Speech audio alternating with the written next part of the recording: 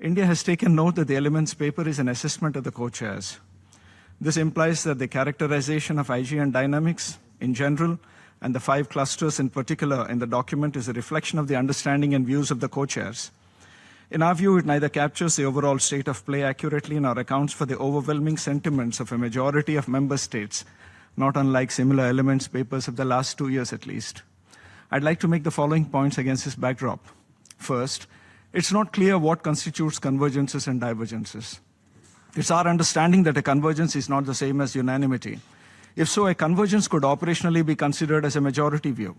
However, the working principle in the elements paper regarding convergences and divergences are different and ambiguous and subjective understanding and views of the co-chairs. Second, UNG decision 62/557 clearly stipulates that the purpose behind the IGN is to garner a solution with the widest possible political acceptance based on proposals by member states. This foundational document of the IGN does not mention about or allude to bridging proposals.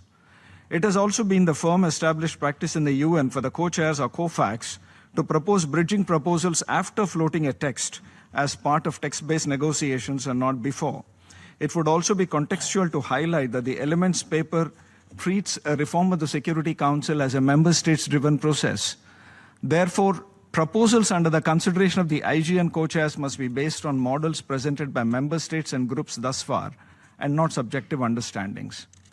Third, the elements paper mentions that the permanent category would be expanded through the fixed regional seats proposal, which incredibly has only been documented in this elements paper. It further adds that member states elected to such seats would serve in their national capacity and not formally represent their respective regions. These present 3 inherent issues. 1, the proposal in no way expands a permanent category. 2, the concept of regionality would not be served if the concerned member states act in their national capacities. And 3, it weakens the case of SIDS, a cross-regional group which India has been consistently supportive of. Further, this whole proposal is akin to granting a veto to the E10, bereft of convoluted arguments of permanency. This proposal confuses veto power with permanency. Fourth, the elements paper proposes further discussion and clarification on the concept of permanency. The UN Charter is very clear on this question and there is no room for ambiguity. Article 23 clearly categorizes the UNSC members into 2, permanent and non-permanent. Therefore, the definition of a permanent seat needs no further elaboration of classification as a divergence.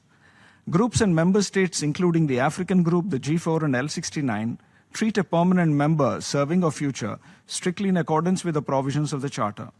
Further, on convergences under regional representation, there is no mention of the broad support for improving the representation of African group in the UN Security Council. The IGN meeting that focused on presentation of the African model had made the supportive views of all key stakeholders known. Fifth, as also highlighted in the past, support of a majority for expansion in the permanent category has been reduced to a significant number of delegations in the elements paper. Despite the categorical position of a majority of member states in favor of expanding the permanent category, as reflected either in the national statements delivered at the IGN or through association with groups such as L69, G4, CARICOM, etc., this has not been depicted accurately. Sixth, reflecting expansion of the category of 2-year term non-permanent category as a convergence portrays only a part of the picture. Groups and member states add qualifiers and attach other interlinked parameters as they endorse expansion in the non-permanent category. UNSC reform would be grossly inadequate, bordering on failure if expansion is limited only to the non-permanent category, as it would fundamentally not change the decision-making power structure of the P5. Groups and member states have waited this long for real and meaningful reforms. Seventh, a nothing is agreed until everything is agreed approach must not become a tool to block progress. Status quos have tried to use this argument in their favor and thereby entrench the existing inequities in the Security Council. Eighth, the General Assembly is a truly democratic principal organ of the UN. However, the Security Council is fundamentally different by its very design. By advocating expansion of the permanent category, India's consistent effort has been to bring in a greater sense of balance and equity in the Security Council and change the decision-making parameters of the P5, while being mindful that the principle of sovereign equality of states would not be applicable in its entirety, unlike the UNGA, due to such foundational DNA enshrined in the Charter. Finally, IGN cannot be fundamentally different from other UN processes, wherein negotiations are held on the basis of a text. Groups and member states express their views on the text under consideration. Therefore, we urge the co-chairs to take the lead on formulating a text with clearly defined milestones and timelines so that groups and member states could engage in a purposeful and outcome-oriented manner and thereafter consider, if necessary and as appropriate, any bridging proposal. In closing, it is India's sincere hope that the co-chairs would suitably take into account our views and amend the elements paper suitably in order to make it more objective.